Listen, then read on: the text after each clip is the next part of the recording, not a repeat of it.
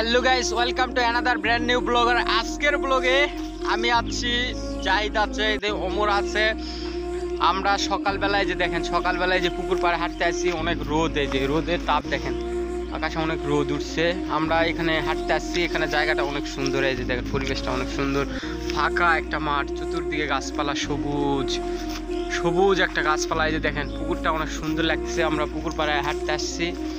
তো এখানে হাঁটতে আসে তোমাদের কেমন লাগতেছে? কেমন লাগতেছে? অনেক সুন্দর। অবশ্যই এখানে একটা কলা গাছ আছে, এই যে কলা গাছটা অনেক সুন্দর, ভালো। পুকুর পাড়ে হাঁটতে সকালবেলা অনেক সুন্দরই লাগে। আর অনেক রোদ আজকে, আরো ভালো লাগতেছে। শীতের সময় রোদ অনেক সুন্দর লাগে।